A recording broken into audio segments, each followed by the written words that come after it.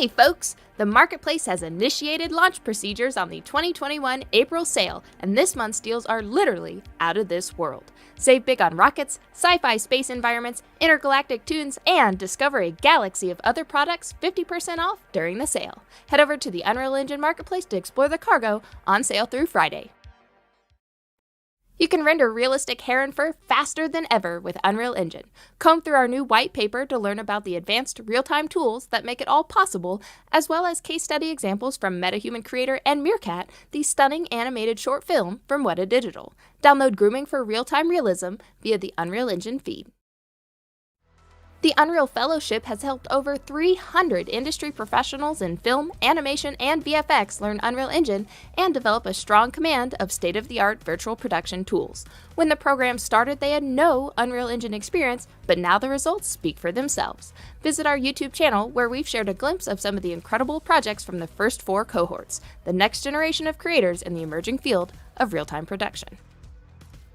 When Volkswagen needed an innovative way to create a commercial for its new electric SUV, it opted to bring the location to the car rather than taking the car to different locations.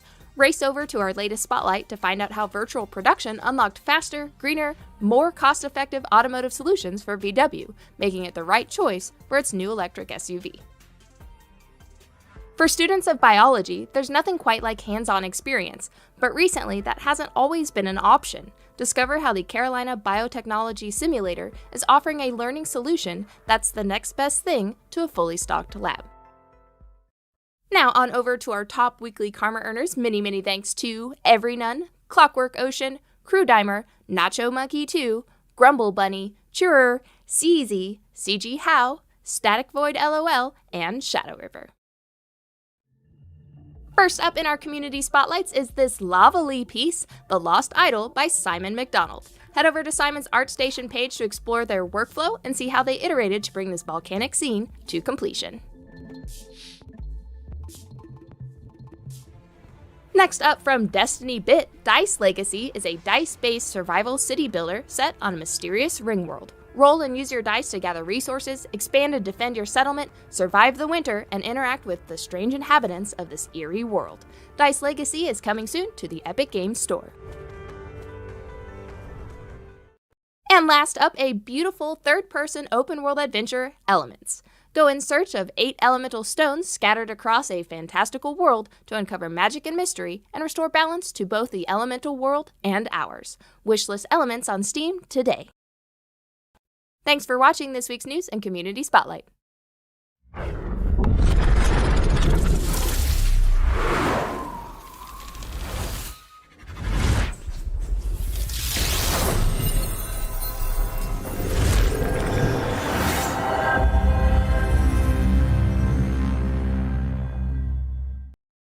Hey everyone, and welcome to Inside Unreal, a weekly show where we learn, explore, and celebrate everything Unreal. I'm your host, Victor Broden, and today I'd like to introduce, for all of you who should know him, please welcome back Alexander Paschall, Unreal trainer. Hey everybody, it's me, Alex. It's him, Alex. He's back on the I have long hair now, you know, it's me. I miss the show a lot. Thank you, Victor. You've been doing an amazing job. I know I saw you.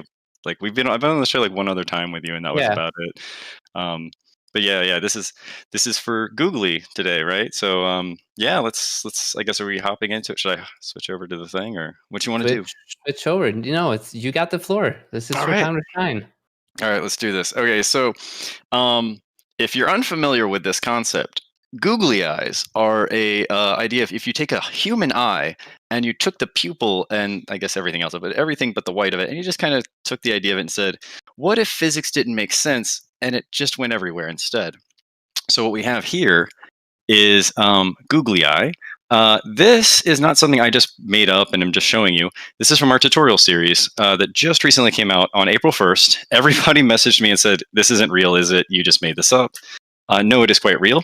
This is downloadable. You can go onto, sorry, you can go onto our learn.unrealengine.com or our online, our Unreal Online Learning portal through the unrealengine.com webpage. And yeah, you can just download these right out of the marketplace. They'll give you a code and you'll get this eyeball and this little scene here. But this is it. This is our little setup. 1 second. We pasted the link in chat for everyone if you want to go ahead and do the course. Today we're That's okay. We're going to cover a little bit of the finer details of the tutorial that Alex produced. Yeah. And, go ahead, have a sip. No, yeah, I was gonna say just 1 second. So we got into this. I was all ready, and then I'm like, so. Oh my gosh, this is delicious kombucha. So you're welcome. Yes. So we've got a couple of objects in here. Mostly what this does surround is this one asset.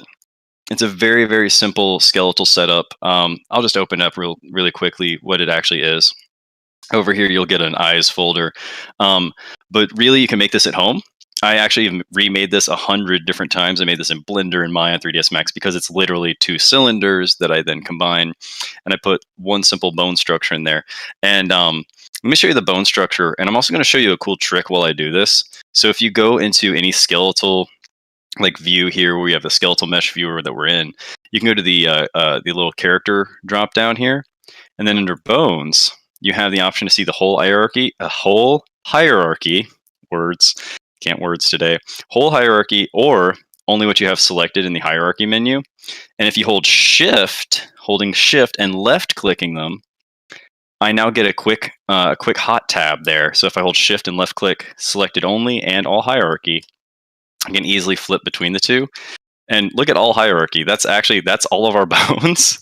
That's it, that little tiny white speck right there. And it's really just saying that on one side of it is the white of the eye, which doesn't move ever inside of this. And then the other thing just needs to be attached to it in some way. And that's that cylinder here, which is the pupil. As you can see, I even made them like tube materials and stuff. Nothing fancy here. It took me forever to learn Blender smoothing groups because I was trying to learn Blender while doing this. And then that was fun. And then the other side of it is just the control rig side. I take those 2 pieces of data. We know that there's a root, there's a pupil, and then we manipulate these using a delay, basically a little bit of an offset, which is what we're looking at in here, using this little Verlet bit of math. So that's the whole entirety of what we're really looking at. And inside of it, there are 2 versions where I also added an aim version where it also has an aim control. Try to make that bigger. There we go. So what's going to happen is on one of them, you can actually select the aim control and look around, and it's doing this thing now, of course, because I think, yep, there's a somewhere in this, I guess that one got disconnected, but that should be fixable because that's just pupil. Oh, and then that one gets rotated. So it looks like one of my numbers in this one must have gotten messed up. So heads up, everybody. You can probably just come in here and then fix the axis. So it's probably just not 0 here. It's probably 1 on Y. Haha. If you do download the project, here's the fix to the project. Yeah, and then the secondary has to be fixed too because it's an aim. I explained all this in the long form one where this is not an issue. So somewhere that got translated wrong. So sorry, I checked this one before and everything was wonderful, but I just opened the aim assuming that one would have a broken thing. Sorry. So if that does happen, you just need to flip the axis X to Y. So let's actually talk about what's going on in here. I have this really cool control rig thing. If you've not had a chance to check it out, check out any of our past live streams where we have, we've had like just about everybody in the crew from the control rig side come in and talk about very advanced control rig concepts. The entire purpose of this one wasn't to show people something that was really advanced, like what theirs are, full body rigging, things like this. It was to show off Verlet, which is a very underutilized, in my opinion, little function, and to show off how you can do some basic, very, very basic stuff in control rig while simultaneously making it fun and silly. So everything is just based off of that concept. It's just 2 simple bones. And then we've pre-enabled control rig. If you're doing this at home, you're gonna have to go to your plugins tab and your 426 plugins, and you're gonna go into control rig here. Otherwise, you're not going to be able to access any of this. Currently, it's in beta. We're working really hard on control rig. I'm sure you've seen all the cool updates. If you're on 425, jump into 426 because it's massively different. It's getting a lot of new features. But yeah, that was kind of the purpose of the whole thing. And the reason that I'm here on the live stream isn't just to like promote it. I wanted to talk to you about why I made some decisions in here and what trickery I've done, because it's game development. There's always some lies and trickery in here. And so I want to explain all these little parts. So let's break it down.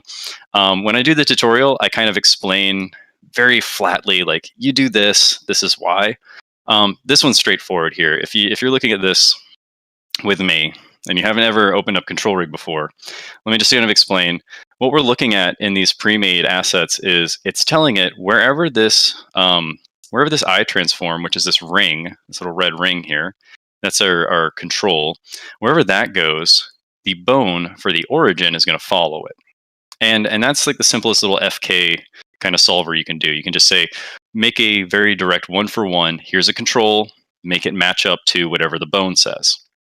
So that's an FK solver. And then over here, we have a little pupil offset, where all I'm doing is I'm telling the, the pupil to set itself to match the rotation and scale of the eye transform.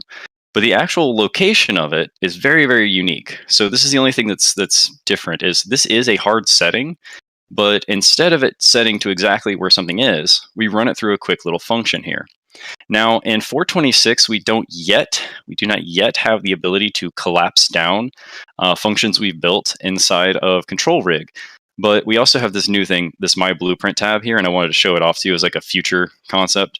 So if you do have something like this, where I've set up a little bit of functionality that I'm about to explain, you could in the future, future thing coming, not saying it's coming in the next build, but in the future, I know that they have concepts of additional graphs, functions, macros within here that you can collapse to. As of right now, this is my warning. I'm not bringing this up to say, look out for it in the future. I'm actually saying as a warning, you can't collapse things as of right now. You'll see you have your rig graph. There is no new graphs. Right click isn't going to give you your standard blueprint options. So for now, this is how everything has to be presented. But get used to seeing this new My Blueprint menu. If you're coming from 425, this is really new. It's also where you can add in variables. And I wanted to bring up a couple of things here. Like, I had people messaging me a lot, and I want to make sure I clarified some stuff here. You can make variables and change the Verlet strength of the eye here, and like the blending strength, and actually drive that in Sequencer. There's an easy way to do it in Sequencer. There's a better way. There's an easier way to do not easier. There's an easy way to do it in Blueprints and an easy way to do it in Sequencer.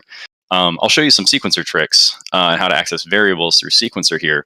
But basically, that's what I got all the questions about. Is people would say like, "Oh, I want to make these change in real time." They'd come in here and add a variable. This is actually your Blueprint variables. This is different than if you wanted to make an easy to access variable inside of a sequence. So these are going to be something you access more in Blueprint. To do it in Sequencer, my first piece of advice is you can actually make a control and make the control turn into a variable that is then accessible in control rig by a sequencer. So that was one of the first things I got a lot was I want the eye to fluctuate its bounciness. So in some scenes I can be more serious, but when the character rapidly turns their head, I can crank it up or down. And so that's what I would suggest. And we'll play around with that concept right in here. Now, what else is going on in here besides taking the locations and slowly changing them is we're saying, where is the pupil at its current position? And then we run it through this little bit of relay, which I'll explain why that does that. And then we're also clamping it based off of the root position. So these clamps are actually creating the shape of a very, very flat cylinder. So it creates like a disc shape that the eye can clamp to. So sorry, the pupil can clamp to. So the idea here is like, we don't want this pupil disc to bounce outside of the white of the eye. So I'll change my debug here. Oh, yeah, I'm turn it off there. There we go. So basically, when I grab the outside edge here, this little outer control here, I should be able to bounce the eye all over the place. It goes all over, etc. Change out that bone stuff like I told you, so I don't have to look at bones. There we go. So it bounces all over. What it's doing is it's saying, okay, we take the root, which is that white of the eye, and it's saying, okay, whatever position it's in, whatever direction it's in, take that full transform data and shape this clamp to face this space information, essentially. And then the pupil is really just trying to keep up. Like it says over here, the pupil's just trying to keep up with wherever the eye transform is. But Verlet is coming in there and it's basically just slapping it around and slapping it around and smacking it in every way it can. It's not really moving it as much as it's delaying the movement and changing how it moves. So that's really what's happening. The backbone of this is this little bit of physics math. This is real physics math, which is why I cannot explain it. because I am an artist and an animator. So I'm not going to sit here and try to explain to you the actual Verlet physics math. Go on Wikipedia. That's a fantastic article explaining it. But what it does give you are the actual inputs that are going to modify it, and you can come in here and talk to Unreal in a very serious way, like, oh, okay, the strength, dampening, and blending all apply in different ways to how quickly the eye is going to either get offset or return to its original position. So if I turn the blend here, so let's like really explore this. If I turn this blend up to like 10, the eye should catch up to itself. The pupil should catch up to itself pretty quickly. So it doesn't bounce as far out. It's harder for me. I have to really shake it hard to get it to bounce anywhere. If I turn the blend to 1, we're going to watch this thing get really drifty. It's like, whoa, whoa, whoa, whoa, wow. Sound effects are actually included in Unreal Engine. I'm not doing that. I swear that's part of Unreal. Whoa, whoa, whoa. So what that is we're basically telling it to blend back to its original position. How much blending is applied per second. Perfect description there, small descriptor. Don't even have to do any more job. Basically, what it's really saying is the amount of time and how long it's going to get back are based off of these. So this is how many times per second it's going to attempt to push it back to where it was. So if I crank it up to 100, we're basically never going to see it move. Yeah, it doesn't really. Nope. So what people kept asking me is they're like, I did the tutorial and then I put my eye in something and I didn't get the results you had. And I'm going to tell you why. Is because the results I got, what you're really seeing is I threw in the third person character in here. So there's my beautiful Manny. Everyone loves Manny. But when Manny runs, Manny just throws his head all over the place, and these are socketed to follow that. So what's happening is, let me crank on the auto possess. There we go. So what's happening is he seems like it's like, yeah, the eyes barely move now, but look at how much really the sockets they're attached to move. And when his head moves, they go everywhere.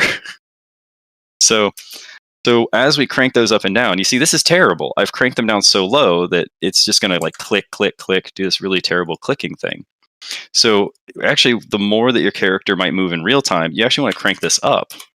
So 10 might look a little bit more okay for a character who's really bouncing. So you remember it took me a lot of work to get him to bounce earlier, but this character's head is moving so much when he animates, and that's what we're seeing.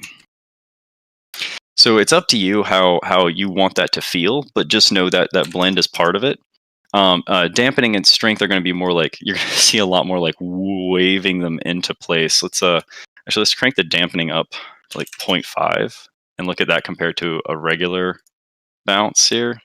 And so you see, this node would be good to use for sort of any like jiggly like physics, right? That is added to, whether that's like dangly bits, hanging from clothing or. Actually, this is a good point. This is a good point to say. No. Actually, it could be. You're right. It could be. However, it's about stylization, because this is something that people ask me. It's like, oh, for dangly bits, yes, to a degree. But watch this. If I move the eye to the left, watch how it doesn't bounce back to the right. It goes back to its original position. So it doesn't have the physics law, whichever one it was, because I'm not a physics guy, I'm an artist, dude. So whichever physics law was, it's like, every action has an opposite reaction. They figured it out. Some scientist guy back in the day. I'm not going to try to remember who that was even, but essentially this doesn't actually have that final reaction. It just goes back into a point over time. So there were actually a few people asking about that. You could really see it when I changed the dampening, but what you're really seeing there, that bounce back, it's trying to get back in there. So yeah, when you're doing it, you have to be careful. You have to kind of know where you're going for. The other option, if Verlet is going to do that, see how it did like that weird thing where it's always going to come back to that. It's technically not reacting to gravity or physics. And then the more you crank this up, eventually it just doesn't care. So what you should do is, if you want something that's a little bit more physics reactive, like a pouch or something, where this, like if I stand still, the character's eyes go nowhere. Where if you want to be more affected by gravity, you could use spring IKs, or use an IK that's going to involve itself with physics, or you can use my old method. This is actually a newer method because I wanted to do it with control rig. When I did this before, I actually just turned on physics essentially and let Unreal's physics engine essentially bounce it around, but then I had to do it using bone constraints. but this has no bone constraints. I didn't have to set that up beforehand. It's all just done in here. So that's kind of the difference. Is this is good for some things and then not for others. So I it's not a universal yes, but it is a yes for some things, but not others. So like you got to get your dampening right. You have to be okay with it always trying to come back to the center. It doesn't like really click over and then hang out and then roll down or something. So I've seen people pull off physics-based googly eyes also, and I did it myself. So it's doable, and that might be a little bit better for pouches where if the character leans backwards or something, this style would have the pouch. The pouch would keep trying to lift back into position at the end. And that's what the problem is. Like if it was a pouch hanging off their thigh and they sat down, the pouch would go from going downwards to like lining back up with their thigh. So up to you. You know, maybe better for jewelry or things that are tighter on the character. But that's the only iffy bit. And then the last here is like the strength. So if I crank that down to half, see, really getting. Actually, let me crank this down to something really small so we can get a good feel of how drifty it'll get. So if you do this where you got like hard drift, let's actually say, keep the damp down. Let's do the blend down. We'll do the strength down. And now we can get a really drifty, like it's not even googly anymore. Like it'll get caught on the end and hang out there for a second before it figures out where it wants to go. So this is actually Verlet physics at its purest, is just understanding this information. And even at this, it eventually comes back and settles into the center. So yeah, it's got its purpose. It's got some really great stuff going on, but it's not like physics. It's not gravity driven like you'd be expecting. So you'd still be better off using a post-process animation blueprint with one of the simulation nodes, or just straight up a physics asset. Yeah, like that's what I would recommend too. Is use the there is an actual these are my favorite functions in Unreal. I'm going to show them to you right now, and we're going to do the craziest thing. I never did this, and I don't know why. Begin play.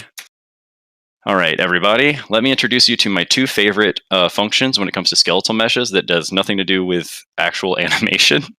It is set all bodies below simulate physics. Set all bodies below simulate physics.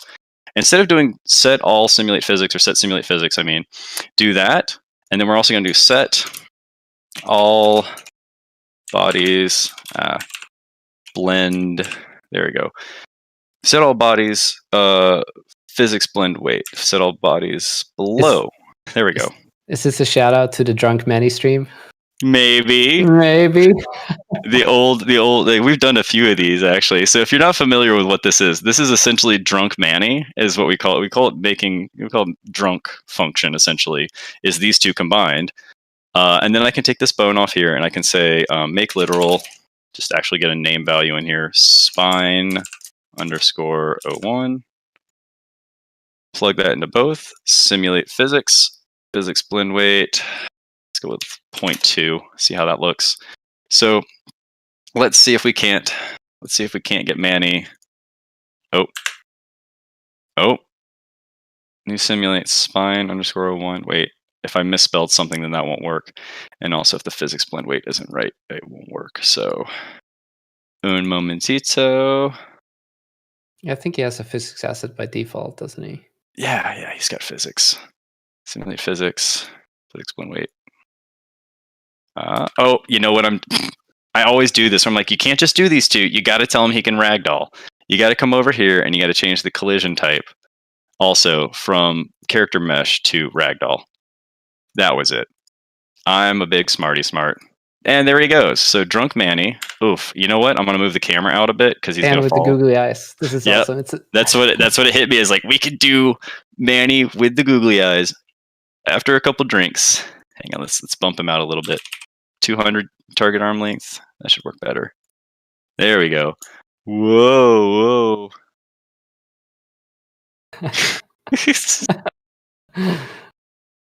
Manny, no. Oh no. Manny, why? How? So yeah, I made his eyes extra drifty so they're just going everywhere.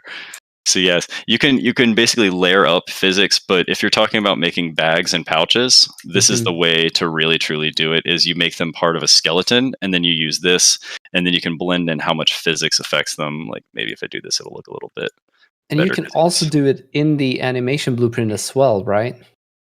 Yeah, yeah. Actually, this is a function you can call up as long as you can access the mesh, because it's attached. It's part of the mesh component, so you should be able to call up these out of that data as well. I was referring to the there's an actual animation blueprint node that would allow you to simulate certain bones on the body as well, and it's running completely in the animation pipeline rather than actual.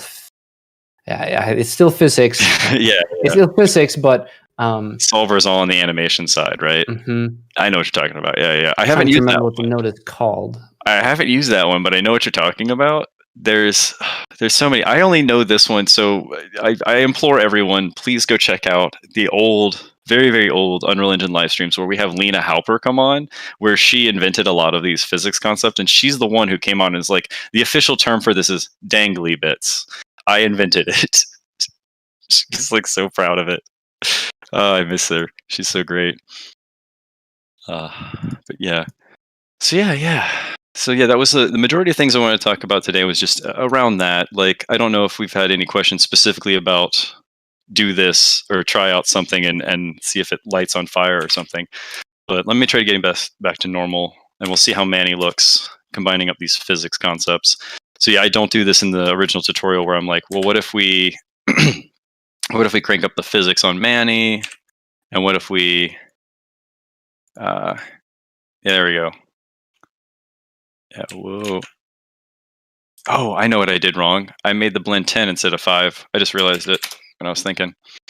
Yeah, if you crank that 10, blend up to 10, it fixes itself too quickly and it will never bounce. Ooh, 7 might be better. He's a little bit too much there, buddy.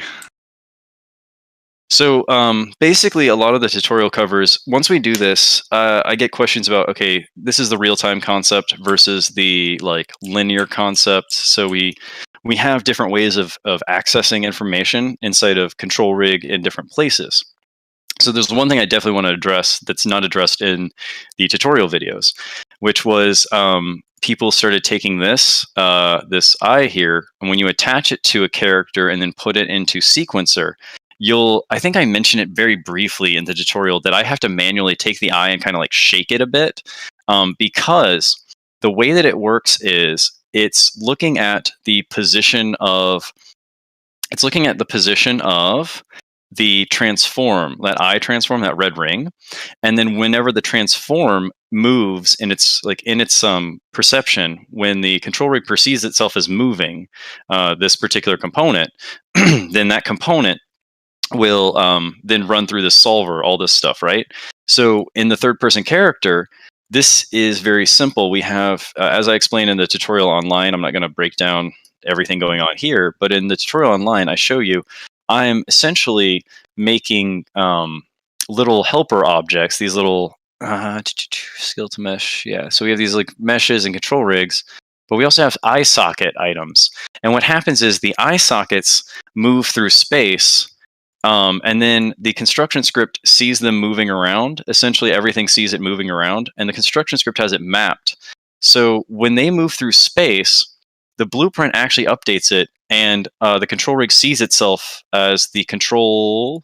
There it is. The eye transform actually sees itself as moving up and down. The difference here is in Sequencer. When I show you how to do it in Sequencer, I take this character here, which should. I say should. I'm just going to double check to make sure that the sockets are still in place here. Yeah, sockets are there. Basically, I threw it in a Sequencer with this character, and Sequencer allows you to easily attach a control rig to another skeleton via their socketing and via an attached track. So I just do that. But when you do this locally, the control rig doesn't see the rigging as moving. So what I have to do is, whenever the character moved, I had to shove the rings in a direction like that to actually move the eyes. So when you see the meerkat running around, and its eyes sometimes move around a lot, and sometimes they kind of like shift slowly, it's because I'm actually like manually doing that. Because in Sequencer, it's much more of a manual control thing versus in Blueprints, you're just trying to let physics figure out what direction you're going in. So in this instance, let me just add a level sequence real quick. Content, new level sequence. I'll call this one example level. Hit save. And I'm going to throw in, well, let's throw in this character first. Let's add in this mesh. So I'm going to click on track, add actor. This is the SK mannequin female. And what was the name that was decided upon for this character? Polygon or something like that? Because it was Mannequin. I don't know, actually. We gave everyone like kind of pseudo names because they all have their real names and they have like fake ones. All right, so I'm going to throw the googly eye on here. Oh, and this was another fun thing. People were like, the googly eye, it's enormous. Like, yep, technically the eye itself is, and then it reshapes itself to the socket scaling. So that's that was another fun one. So sockets can scale in and set things up like that. So I'm going to just add this actor to sequencer, and I can drop in this and add it in as control rig. So we've got the mannequin female. I dropped in my control rig, but let me see if maybe if I close it, reopen it. Googly eye, control rig, animation transform. Okay, well, I'll just add the control rig track to it. Control rig, asset based, control rig. There we go. And then the mannequin female here, I'm just going to add in, oops, actually, it's on the eye. I have to add in an attach track, attach to the female right eye socket. There we go. So it inherits all of these offsets and all this other stuff. So like the first thing you want to do is negate all of its offsettings. There you go. That's right, I had to change the scaling in the sockets later on and then change it within here. So you might change the scaling in here, as opposed to in the blueprint, I do it somewhere inside the construction script to like shift it and move it around. So yeah, we can add it in here. We can scale it a little bit and see if that, whoa, I was grabbing the wrong character. I'm so sorry, Manny. There we go. He always gets the short end of the stick.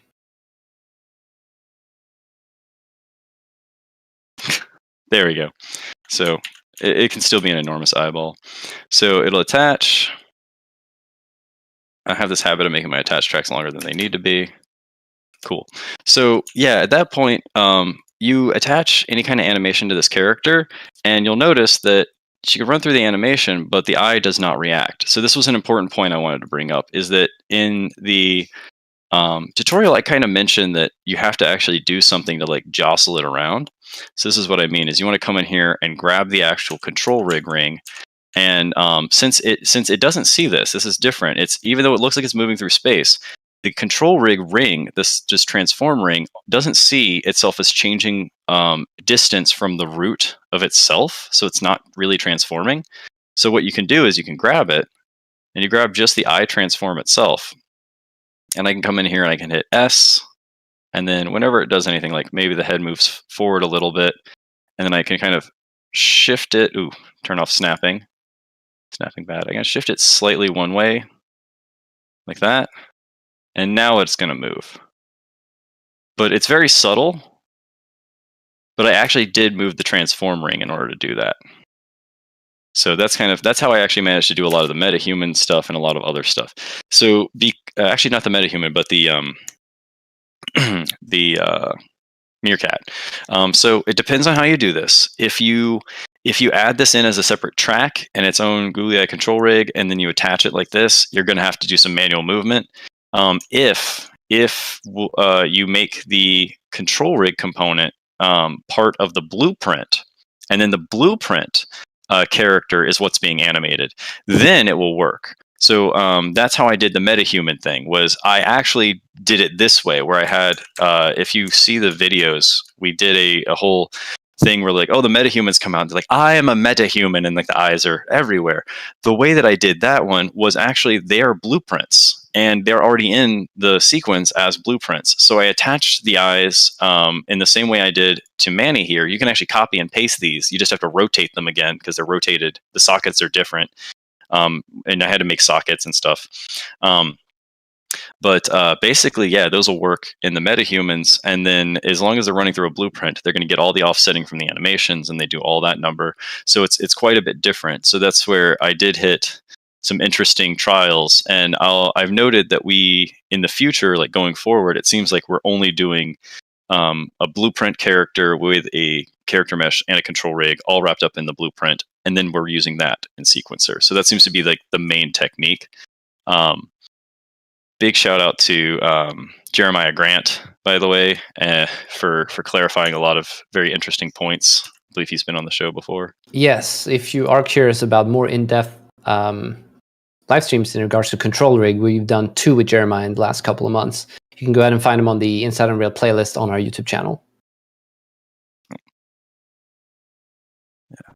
So now that I'm looking at it, because this character is so much more subtle, and this is another thing, because this is so much more subtle, it looks like it's jostling around here because I'm shaking it a lot, but that's just it reacting. If I actually play it, it's moving too slowly.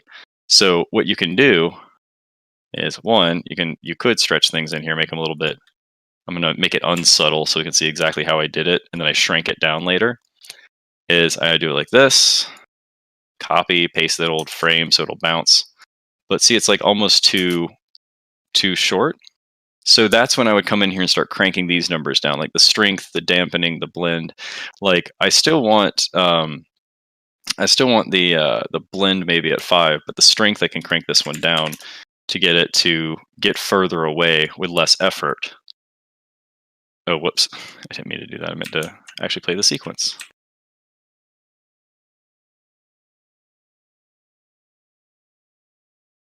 Yeah, so now when it moves all on its own, because I changed those numbers around, the strength being that high, it was keeping it too tight. And so by cranking it down, it'll still get there in the same amount of time, but it gets further away from origin, which is way more what you want.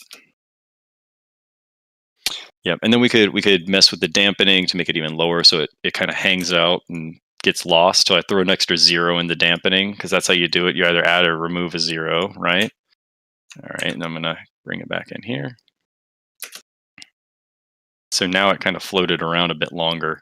So that's what you're really doing is it's all 3 of these are gonna have kind of similar effects of it takes it longer to get back to the origin, or it can move further away from the origin in the same amount of time. That's what they're all kind of representing. So those were those. I think we had some other notes of stuff I wanted to talk about. It was variables. I mentioned variables. You know what? As long as I mentioned it, let's just show you. I'll show you what I mean, since I was saying I'll do that later. Like we have things in here, like the strength is 10, right? And like I said, I mostly crank that up and down to get the eye to bounce around. So if I move this transform bone out a little bit, give myself some space, what I can do is I can come into the rig hierarchy. I'm going to right click and do new control, and I'm going to make a control that's going to be a variable that I can access inside of sequencer, and that I can drive that variable up and down. So I'm going to click on that new control, and I'm going to just call this one let's just call this one bounce strength. Helps if I can. I'm using a keyboard I'm not totally used to. You know how that is. It's like being in another skin. I got you. The only other mechanical keyboard I had available. It's a nice keyboard. It's just that like when you try to drive someone else's car the first time, you put your foot on the gas and you're just like, whoa, whoops. Float. There we go. Float. So it's going to be a float variable. It actually won't really exist. We don't have to actually draw it or show it. It's not really going to be a thing. And then so this can be a float variable, initial and current. That's fine.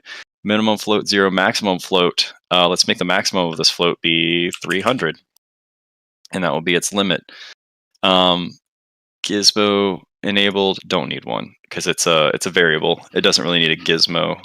So we can compile and save that. And that's actually how you make a variable that you want to access very quickly in sequencer. Is you make the control type be a variable type instead of just a transform in position. There are other variables that are for accessing in Blueprint though.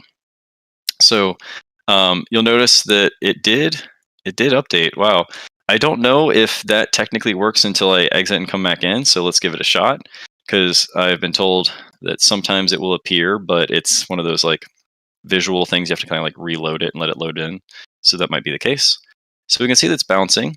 I'm actually going to do this cool trick where I'm going to make it bounce, and I'm going to show you all. This is my favorite trick. Did you know in Sequencer you can paste while playing Sequencer? So I can literally go Keys? You can paste keyframes? That's what I'm doing. Yeah, that is what you're doing. Look at that. So yes, you can actually paste keyframes while it's going through the motions here. So that's all I did. This is actually how I make waving animations. Is I just wave the arm this way and then that way, and then I copy paste. I'm super cheap with making some of these.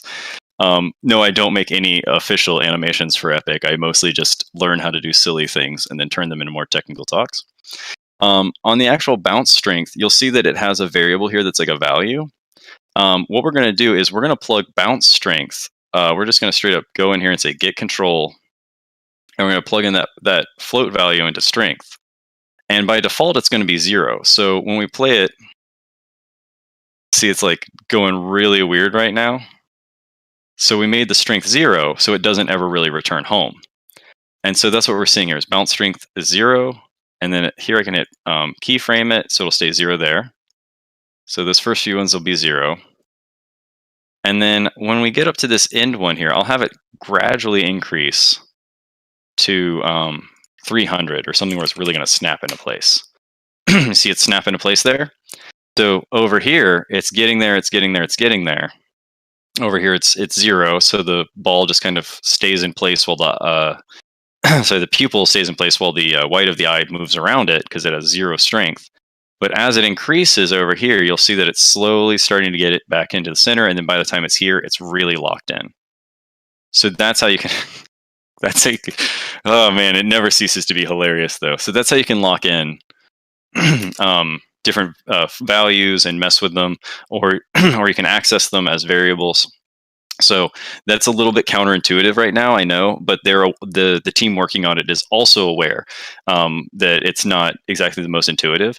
So they've been making it cleaner and cleaner, and things are slowly migrating into a more traditional blueprint method. But for right now, if you just want an easy to access variable, that's kind of like the best way to do it, is just make a control that is of a variable type and then plug it straight into whatever variable you want.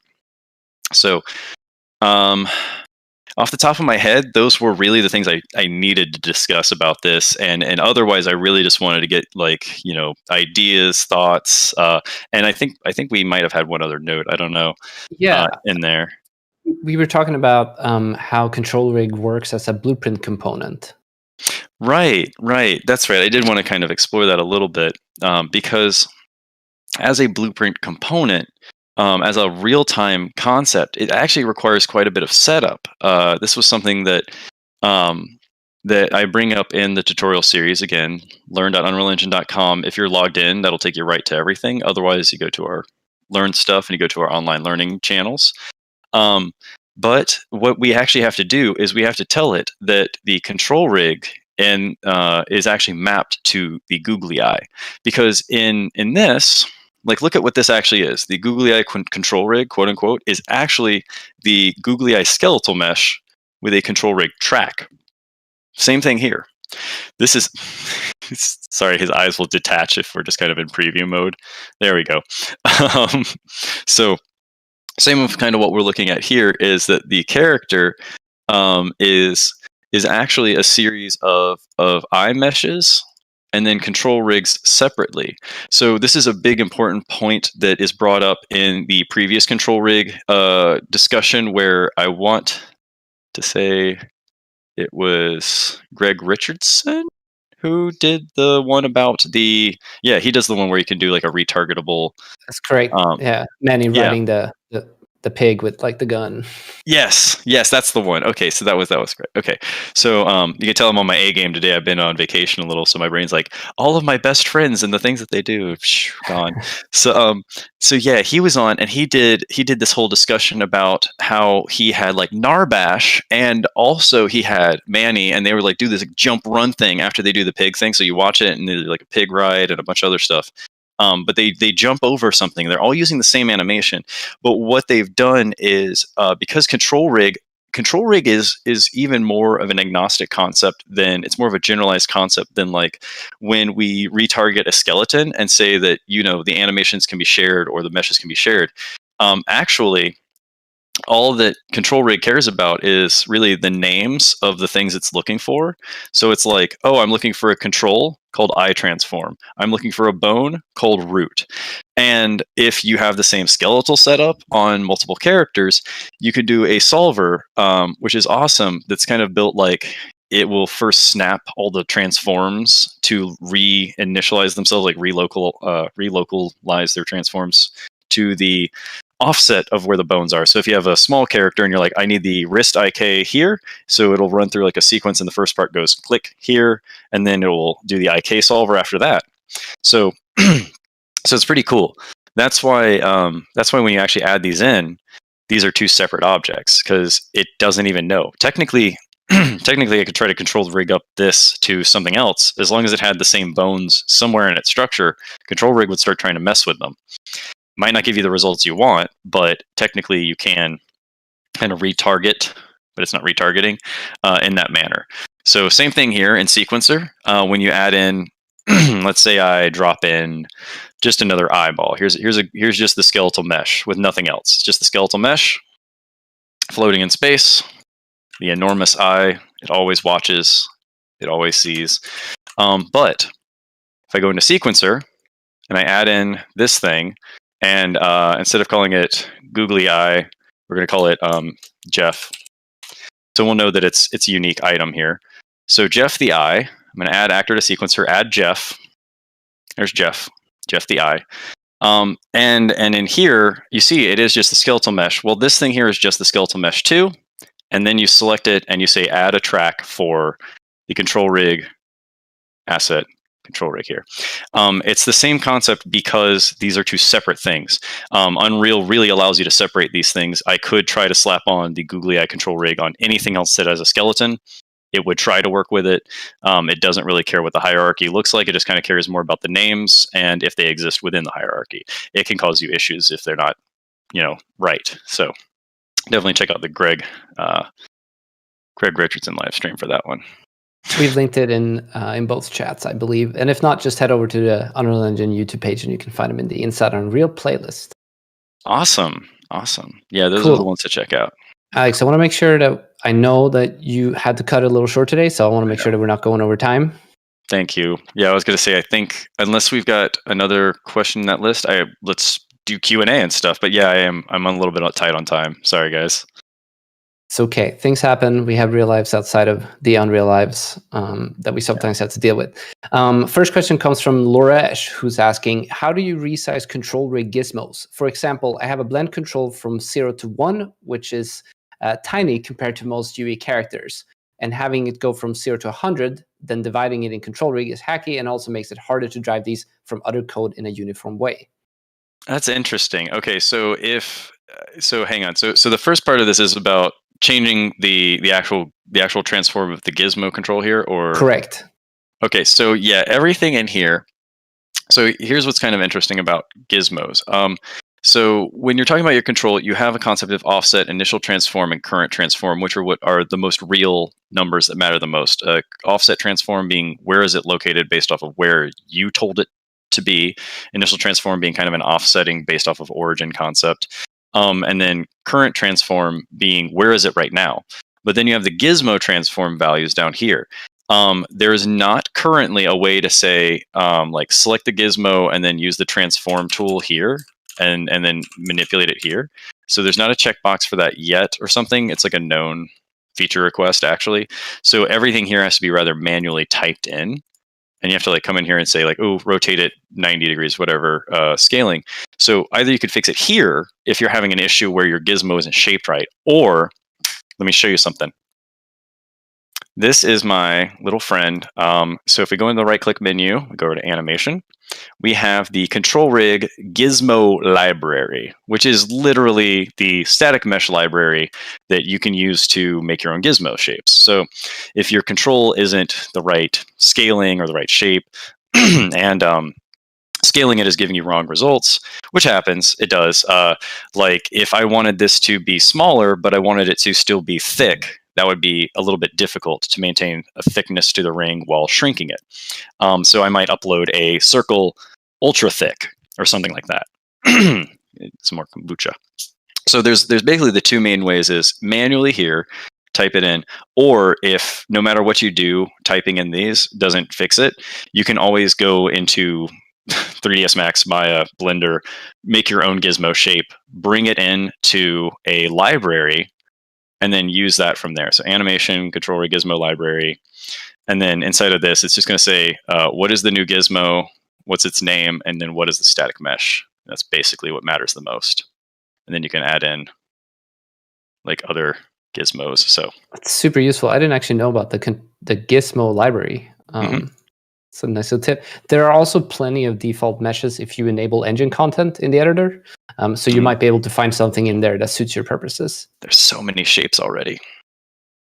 The number one that I get requested that we don't have by default is a face, where it's like a they want like a 2D outline of a face with like ears and like a mouth, eyes. So you can do face rigging and then just manipulate that stuff.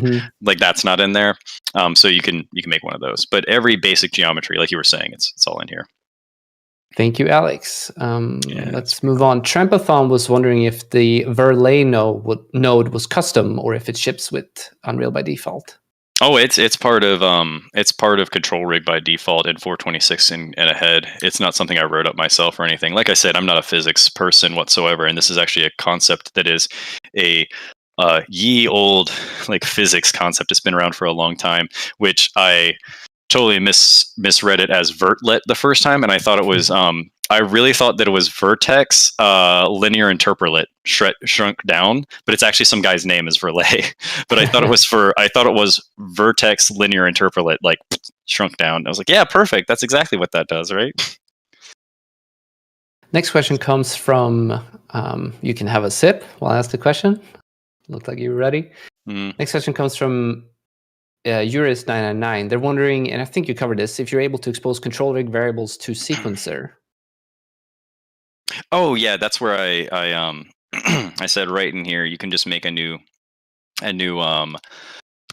control, and then what you do is you tell the control that it's not a control type of transform, which is the default. You'll see it say transform. Click on that drop down and change it to the variable type you actually want. My blueprints version of variables is for blueprints. That's actually kind of a tricky thing. So I got frustrated when I was first learning this. I was like, why are there these two things? Blah blah blah. So they're making these a little bit easier to understand in the future. Yep. See, Sir Voxlaw is wondering, is it possible to export control rig keys and then import them into another project? Control rig keys, like the keys that we did in here. Not sure. Perhaps they were wondering about the sequencer keys. Yeah, if the question is in sequencer, the answer is I think yes. Actually, you should be able to migrate your entire sequence from one to the other. At the worst case scenario, best case scenario, I'm not sure because Unreal does keep a lot of interesting information if you copy it. So I know I can do it like within the same project. So worst case scenario, you could always take the sequence, right click it, choose asset actions, and then migrate. You can migrate the whole sequence over. Then you can definitely copy paste the keyframes. But I'm pretty sure you can copy paste keyframes across projects. You know what? You know how we can tell is I can make a notepad note. Hello, sorry. Make a notepad note, and let's see what that actually stores in it, and then I'll be able to tell you definitively on the spot. No, I don't. It might not be something you can just copy paste across projects, but you should, if they're in the same thing, you should be able to copy some information. It depends on them too, because some of these are transforms and some of these are floats. So yeah, there's some things you can copy and some things you can't. So there might be some limits you bump in there. Next question comes from Ben M. Kiv. Not sure we're able to answer this one, but they're wondering if there are any plans to get control rig graph more organized. For example, collapsing nodes to functions and splitting setup, reverse forward solve to different graphs. Like Alex mentioned earlier, the tool is in beta. It's still under development, and I'm sure we will see some quality of life improvements coming to it in the future. Yeah, that was I did kind of mention, like, I can't say when exactly, but I wanted to show you that there's some preset up here for that. You can see where it has the pluses, but they don't work. But you can see there's rig graph. There's not an ability right now to do anything but variables, but that is a future planning, like quality of life. Yeah, like all this relay stuff down here. Like, this is something I should be able to go right click, make function out of, or something like that, right? Or a macro. So yeah, like I know that those are planned features. I don't know how far out they are. I've used future versions of Control Rig, and it's very impressive, and I can't say anything more about it. End of story. Yeah, end of story. Next It's extremely impressive. Dr. Petrichor, who's wondering, does Control Rig play well with Niagara, so you could utilize particle attributes with interactive animation information or vice versa? Through a blueprint, you should be able to share a lot of that info, but it's going to come down to something in blueprints, I think, where you're going to have to tell it, like, we're sharing a socket or we're sharing some kind of information, because that's where I think this is probably the best way to do that is, in my example here, these things which are called eye sockets are actually just scene components. So I added scene components, and then I attached those to sockets, and then I could make other things follow them or use their data, or I could use the data of the sockets. So the Control Rig information in here is just bone position solvers, essentially, and so if you're using this, it's going to move any sockets that are following those bones. So if you have a fully Control Rig character doing like combat fight stuff, you can make that a blueprint, essentially attach the particle effects as part of that character. And you could do things in here, solver-wise, actually, to say, like, the Verlet has a velocity information thing here, and say if the velocity goes over this amount, we can create a branch in here. It's like like a little branch. I didn't mean to actually connect it. And you could say, yeah, if the velocity gets too high, flip a switch, and then you can also make variables, like if they flip in here, sequencer, you can have sequencer read it, and then you could have sequencer like enable the particle effect or anything like that. There's a lot of ways you can access it. You probably have blueprints read those variables, and then if the velocity goes over an amount on some punch, then yeah, it gets fiery or something like that. But yeah, that's a lot of communication. It's totally doable, and if you want to do stuff like that, what I would recommend is you check out the new Control Rig tutorials that just came out about getting the Control Rig in a blueprint and having the character walk and do the like foot placement IK, because it does a lot of that communication stuff in there, which I think we just put that on YouTube. So I had to remember, because Andreas's thing. All right. Last question of the day here comes from Robert Garcia, who's wondering about Control Rig and retargeting. Will it enable the possibility to retarget animations at runtime between different skeletons, like a master pose component? Oh, interesting. So okay, this is why you got to check out that other live stream too, where you have Greg explaining his thing a bit there. With Control Rig, you could have it see that they're, like I said earlier, it's not really retargeting, but it's actually looking at the bones, and then you can actually have it say, find that bone, and then change your initial position to wherever it is. So that's probably reread the whole question again. I want to make sure I'm answering this right. Will it, about Control Rig and retargeting, will it enable the possibility to retarget animations at runtime between different skeletons, like a master pose component? Runtime. Oh man, runtime. I don't think so. The retargeting system doesn't really have I don't think you can like spawn a skeleton then retarget it on the spot. This would actually be interesting, because this one, as long as the bones are the correct naming, you could, I guess, in runtime attach a Control Rig component. Yeah, okay. Yeah, I mean, now that I'm thinking about it, you might actually have something there. At runtime, you could attach a Control Rig component to a blueprint and also a skeletal mesh to that same blueprint, and through some various function calls, have them bind to each other. It would take a lot of setup so that your actors would be pre-ready to do this. But you could do that and then have it so that they snap into position. And so instead of retargeting the skeletons, you have control rig retarget itself just based on bone name and position. So yeah, check out the Greg Richardson live stream where he talks about his kind of like auto stuff that he had set up for that. And then also think about, like you're going to have to just set up functions in advance that will say, do this binding stuff that's in construction script here. And then you're going to have to do some stuff that's in, I show it off in here. There you go. Some of the actual like set initial transform stuff. So yeah, it's doable. You'll just have to call up these functions at runtime to make sure that things do attach, as opposed to doing them here in construction script. Awesome. I said that was the last one, but we have one more from Elfidio Rubio, who's wondering, and if you can share, Alex, what can we expect in terms of learning content coming to the online learning from you, Alex? From me personally, I've got nothing currently planned, but I have a couple of things on the back burner. I'm actually actively a trainer at Epic, so my primary work is to do kind of hands-on tutorials with our users, our clients. So a lot of my time is spent doing live sessions and not so much the recorded ones.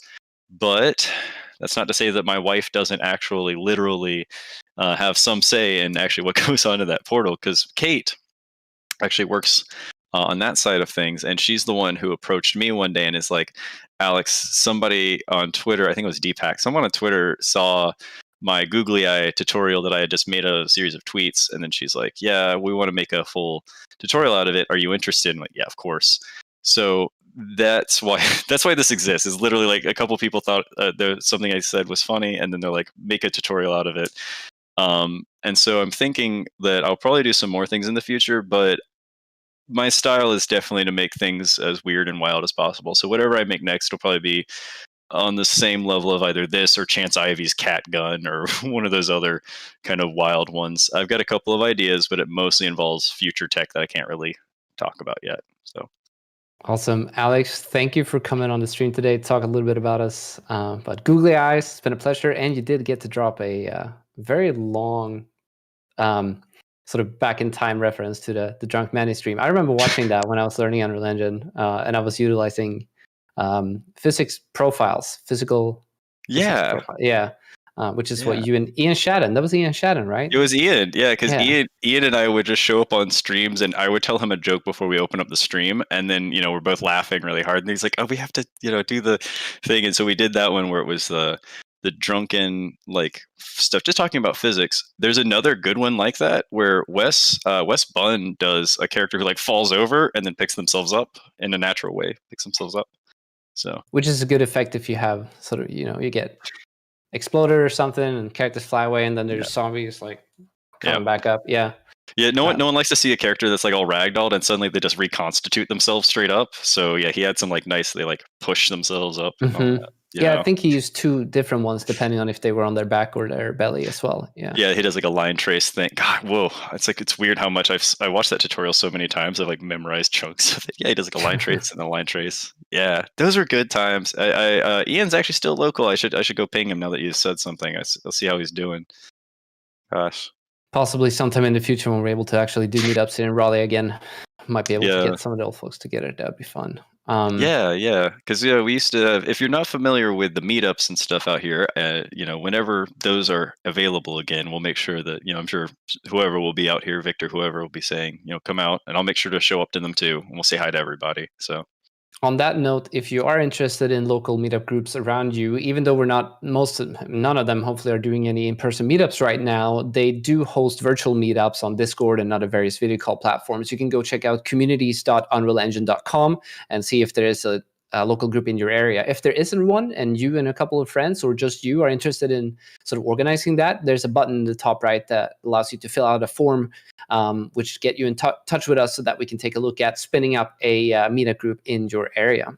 And that's how you can get Victor's email address.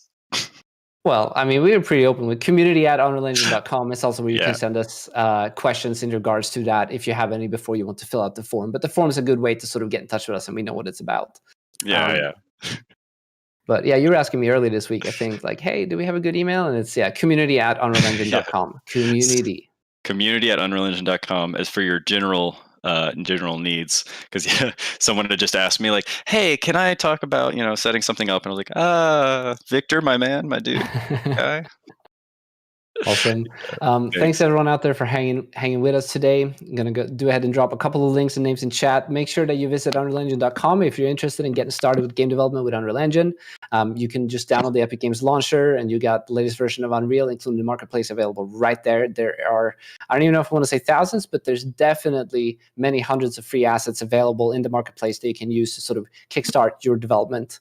If you're not an animator and or modeler and or technical artist, there's plenty for you to download and play around with. We do go ahead and transcribe all of our live streams. The transcript is usually available within 7 days of the time that we go offline. It is manually authored, and so if you're curious about any of the terminology used that we were talking about in the stream, you can go ahead and download that PDF, I believe, PDF or text file. And you can find a timestamp where we mentioned that. You should go ahead and let everyone know. You can do Control F and then search for something. When were they talking about materials again? That one might be a little bit too generic. But if there was anything in particular, you can go ahead and look at that. This also allows you to turn on captions when you watch the stream on YouTube. So when you do go ahead and see a link to the transcript in the YouTube description, that's when we have the most accurate, updated captions available on the YouTube video as well. We do go ahead and enable them sort of just a day or two after, but this is the automated computer-generated transcript that comes back from the software that we use before we have our captioneer, Courtney, taking a look at that and making sure that it's all accurate. Alex, get over here. We do have a survey that we ask everyone to fill out. We'll see. Sky will probably go ahead and post that in chat right now. And please go ahead and let us know what kind of topics you'd like to see us cover in the future, how we did today. And everyone, please go ahead and and wave to Alex, who happens to be in my my office right now. That was the only solution we were able to pull off here today because his internet was not up to par to be able to do this. Mom. And that's also Alex's mom. Who's in the scene. They're about to take off, so I'm going to wrap this up real quick. Make sure that you let us know about all things you're working on in Unreal Engine. It's always a pleasure to see your projects. Like I say, you can go ahead and contact us at the email, but even better is to add Unreal Engine on Twitter, write on our forums, or ping us on Discord, or any of the other places that we are at. With that said, make sure you follow us on social media, hit the notification bell on YouTube, and next week, I'm not able to announce what we're going to cover just yet, but we'll be live Thursday at 2 p.m. Eastern Time as always. And once again, everyone, chat, give it up for Alex for coming on the stream today. For Victor. Awesome. Take care, everyone out there. Stay safe. We'll see you again next week. Bye.